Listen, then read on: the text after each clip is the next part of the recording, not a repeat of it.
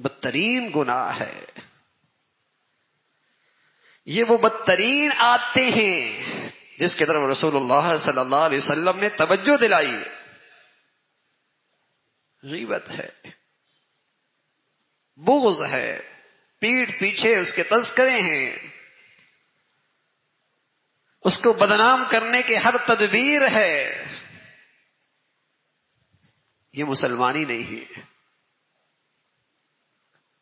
تو میرے عزیزو، اگر اللہ معاف فرمائے، اللہ حفاظت فرمائے، اگر ہمارا معاشرہ اس نفرتوں کی طرف آگے بڑھتا چلا گیا تو یقین جانیے ہلاکت اور بربادی کی طرف چلا جا رہا ہے. اس میں نجات نہیں ہے، اس میں اس ملک کی حفاظت نہیں ہے، اس میں اس ملک کی ترقی نہیں ہے، اور بربادی کی طرف جائیں گے. یہ راستہ ہی نہیں ہے ترقی اور فلاح کا. ہم اللہ کے نصیحت کو تو نظر انداز کریں. رسول اللہ صلی اللہ علیہ وسلم کی ہدایات سے تو نظریں چرا لیں اور چاہیں کہ ہم کامیاب ہو جائیں گے، ہم ترقی پا لیں گے. محبت اور الفت، اور سبحان اللہ رسول اللہ صلی اللہ علیہ وسلم نے توجہ دلائی، کونوا عباد اللہ. جس قدر اللہ کی بندگی بڑھتی چلی جائے گی، اللہ کی عظمت بڑھتی چلی جائے گی، اور یہ شعور ہوگا میں اللہ کا بندہ ہوں، اسی قدر اسلامی اخوت اور اسلامی بھائی چارہ بھی بڑھتا چلا جائے گا. وَاذْكُرُوا نِعْمَتَ اللَّهِ عَلَيْكُمْ إِذْ كُنْتُمْ أَعْدَاءً فَأَلَّفَ بَيْنَ قُلُوبِكُمْ. تم تو دشمن تھے آپس میں، لیکن تم نے اللہ کی رسی کو مضبوطی سے پکڑا، ہدایت پہ مضبوطی سے آ گئے، اسلامی تعلیمات پر عمل پیرا ہونا شروع کیا. تم پہ اللہ کی مہربانی ہو گئی، تم پہ اللہ کا فضل ہوا. جو تمہاری نسلوں میں نفرتوں کی آگ بھڑکی ہوئی تھی بجھ گئی. تم جو نفرتوں کا شکار تھے وہ محبتوں سے بدل گئی.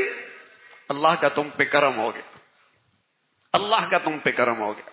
تو میرے عزیزو، سچ یہی ہے کہ جس قدر اللہ اور اللہ کے رسول کی ہدایات پہ عمل کرتے رہیں گے، اپنی عبادات کی زندگی میں بھی اور اپنی معاشرتی زندگی میں بھی، عبادات میں بھی اور اخلاق میں بھی، حقوق اللہ میں بھی اور حقوق العباد میں بھی اللہ کے حکموں کو سامنے رکھیں گے اور رسول اللہ صلی اللہ علیہ وسلم کے ہدایات کو سامنے رکھیں گے، یہ ہماری فلاح کا اور نجات کا، اور سچ عرض کر رہا ہوں دنیا آخرت کی ترقی کا راستہ، یہی ہماری فلاح و نجات ہے. اللہ رب العزت بھائی ہمیں اپنے مولا کی ہدایات پہ عمل کرنے کی توفیق نصیب فرمائے، اور ہمارا ہر قدم اور ہمارا ہر بول اور ہمارا ہر طرز عمل مسلمانوں کو جوڑنے کے لیے ہو، نہ کہ توڑنے کے. ہمارا ہر قدم اور ہمارا ہر طرز عمل اور ہمارا ہر بول اور رد جسے کہیں کہ اپنی کوشش اور توانائی اس پہلو پہ خرچ ہو رہی ہو جس سے مسلمانوں میں باہمی اتفاق ہو رہا ہو، مسلمان آپس میں جڑ رہے ہوں، مسلمانوں میں آپس الفت اور محبت کو فروغ مل رہا ہو.